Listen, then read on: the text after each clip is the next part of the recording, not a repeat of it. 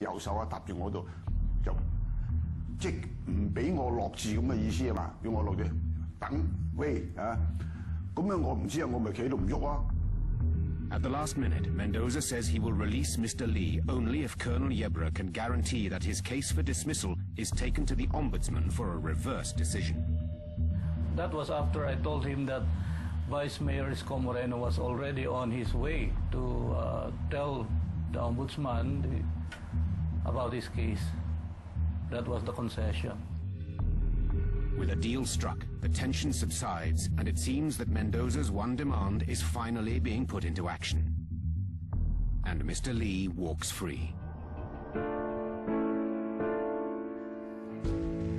我最驚就係嗰陣時，因為咧我好似感覺到佢，即係好似要捉翻我轉頭咁樣樣啊！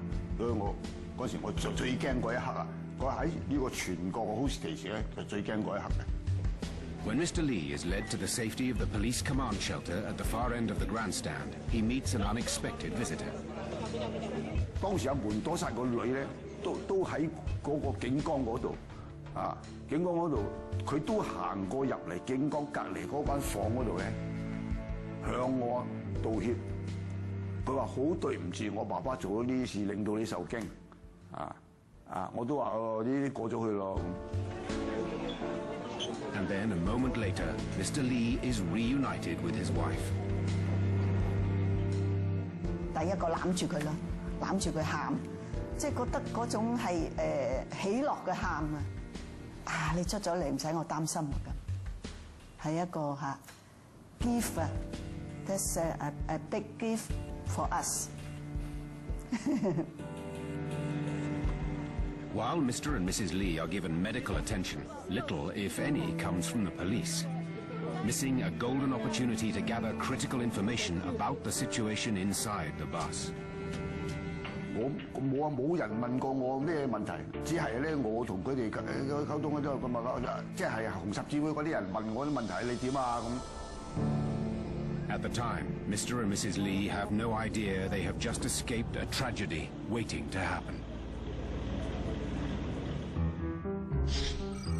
Meanwhile, just under 2 hours later, and another unexpected visitor turns up on the scene. An unknown man manages to sneak his way past the police line and approaches the bus. Being in a restricted area, Major Salvador notices he is carrying a firearm. The man is Gregorio Mendoza, the brother of the hijacker Rolando Mendoza. He tells Major Salvador he just wants to plead with his brother to stop the hijacking. Refusing to surrender his weapon, Salvador is forced to take swift action. I tapped on his left shoulder and grabbed his firearm, snatching it from him. I told him, "Ikaw pwede dito. You're not allowed here. You have to ask clearance from the Vice Committee for him to talk to Captain Mendoza." Seeing his brother, also a fellow police officer, have his firearm taken from him in such a humiliating manner only creates further agitation in Mendoza, who is still desperately awaiting his letter reversing his dismissal from the police. At approximately 5 p.m., 7 hours since Mendoza hijacked the bus, Hong Kong Chief Executive Donald Tsang attempts to contact President Aquino in the Philippines, but the president is unreachable. This would do nothing for diplomatic relations between the two countries in the weeks that follow. Back at the grandstand, an elite tactical unit arrives for a possible assault on the bus. The Special Action Force, known as the SAF, and trained by the American FBI, are deployed following a direct order by President Aquino. When we arrived there, we immediately conduct rehearsals. Our team, where we will be positioned, my snipers. Night falls, and despite the weather taking a turn for the worst, hope emerges. Authorities have finally issued a letter regarding Mendoza's request for reinstatement. The negotiating team approach the bus to give the good news to Mendoza. Assisting them is the hijacker's brother, Gregorio. By now, radio news network RMN has managed to contact Mendoza on a cell phone, and the lead news anchor conducts a live exclusive interview with Mendoza. He is asked to read out the letter live on air, but the contents are not what anyone was expecting. Yun ang gusto ko nangyari. Final order. Yun yung ginawa kanina, sulat lang yun. Para ako yung napasitay sa init ng aking ulo. Hindi tama yun. Mali yun.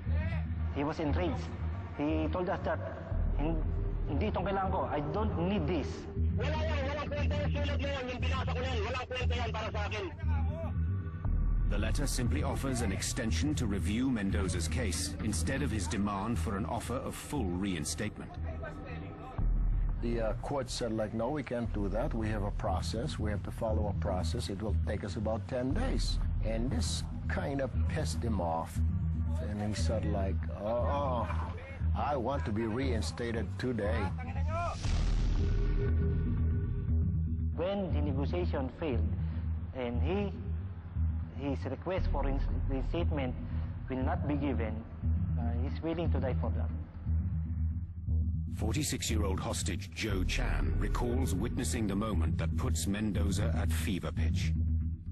長時間之後，佢同政府啲人啊嗰啲傾電話啊，見到佢個情緒啊，好唔穩定。佢俾佢當地政府啲人。I told him, please come down. What if I can convince my boss to issue an order, not actually reinstating you, but suspending the implementation? And he answered back, told me that, okay. With renewed signs of hope, Colonel Yebra informs his superiors, Mayor Lim and General Magtibay, that Mendoza is willing to accept a partial compromise. But the team failed to reach an agreement on issuing such an order. When the group did not reach an agreement as to whether or not issue said order, Mayor Lim suggested that they all go to Emerald Restaurant to take their dinner. While senior members of the command and negotiation team take their dinner in the nearby Emerald Restaurant, unknown to the group at the time, the failure to implement this order immediately would have devastating consequences in the hours that follow. Mendoza, continuing to be interviewed on live radio, is now losing his patience and seems to be on the verge of breaking.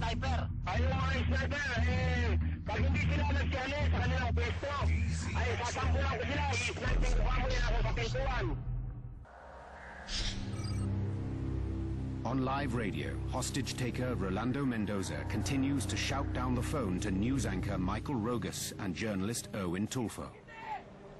He felt that he is just being cheated. After being nice to them, giving up hostages, he felt like they're lying to him. And he's a cop. He knows that it's a delaying tactic and they're tiring him out. So like, no, they can't tire me. I know this crap, he said.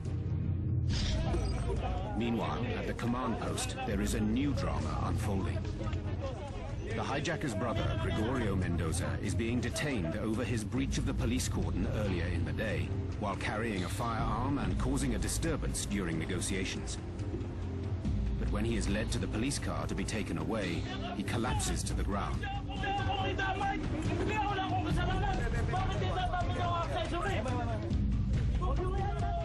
A few moments later, and his son also joins in the tirade.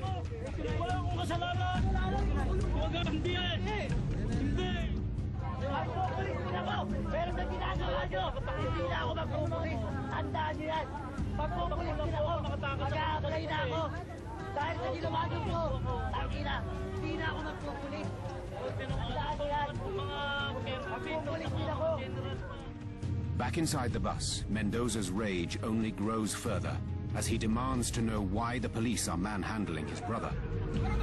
But Tulfo is puzzled as to how Mendoza can see what's happening. The main anchor man over the radio said, like, what do you want us to do? They're like, well, I want you to tell him to stop beating up my brother, treating him like pig. I mean, and some members of my family. Came to realize later on that I was listening. We can see it inside the bus. They're like, I see it here in the bus. They're beating my brother. The police plead with the media to stop their live coverage, but the media ignore their requests. This incident would later prove to be the catalyst that pushes Mendoza into a violent killing spree. While police continue their attempts to detain Gregorio, Erwin Tulfo returns to the phone and resumes his conversation with Mendoza. I can hear Captain Mendoza already screaming like, let him go. He's talking in Filipino. You guys better let him go. Better tell them to let my brother go. He's not into this. He's not part of this, okay? If they want to get me, just me. Leave my brother alone. Leave my family alone. I swear to God, I'm going to kill everybody in here in the bus. I will give you 5 minutes. At that point, Tulfo looks for a member of the negotiation team. So the main anchorman on the radio told me, like, Erwin, can you do something about this? Can you talk to the ground commander or Yebra? So like, I don't see any Yebra here. I haven't seen him since 4 o'clock where I'm standing at. And I was standing like about 50 meters away behind the bus. With Mendoza making death threats on live radio and with no member of the negotiating team close at hand, Tulfo desperately looks for help. The closest person I was able to talk to was the deputy ground commander, and I told him, sir, I said, like, Colonel, I think Captain Mendoza is threatening to kill all the hostages if the police officers in that station will not stop beating up his brother or arresting him. Immediately, the deputy ground commander makes contact with his superiors, Ground Commander Magtibay and Mayor Lim. Upon hearing the news, they stop their meal and make their way back to the grandstand. Having lost faith in the ability of local authorities to peacefully pacify Mendoza, on board the bus, 46-year-old hostage Joe Chan recalls taking matters into his own hands. 咁我當其時我諗過係冇辦法可以控制晒佢對手啊，因為要將一對手控制住佢一對手，先至可以有機會制服到佢。咁但係我唔肯定呢個成功有幾多個%。Finally, Mendoza's patience breaks and he opens fire in a mad fit of desperation. A tour guide, handcuffed to the door of the bus, is killed by Mendoza. I look at the door of the bus. I saw the first guy that was handcuffed earlier. He just fell. 跟住梁生同我一齊走出嚟，喺條走廊嗰度一向前走嘅時候，佢已經一槍就打跌咗梁生，跟住佢支槍已經指住我，我即刻縮翻埋個位度。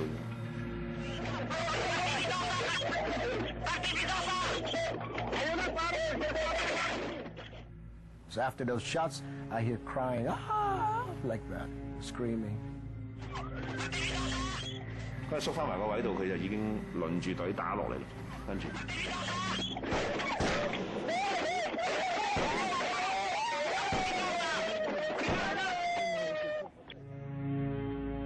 Then Mendoza reaches Joe Chan last of all.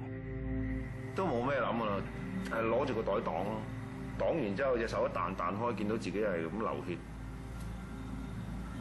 飆啊啲血同埋流啊，直情係噴到啲燈咁遠啊！我諗，即係直噴啦，總之噴咗落阿李盈全個媽咪喺隔離嗰行位嗰個頭度啊，噴咗落佢個頭度。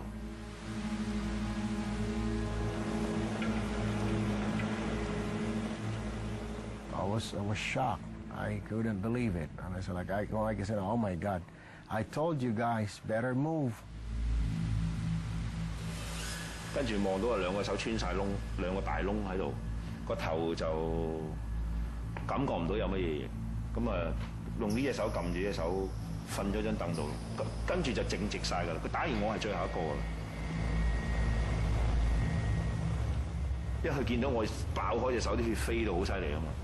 佢都可能以為我死咗㗎，因為佢見到有未死嘅人，佢都有補槍，佢都有喐，即係後尾見到佢係有人撲出嚟，佢又補槍，仲要走埋打多槍咁樣咯。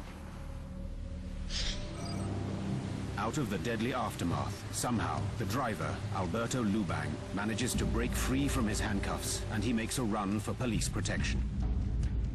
when the driver escaped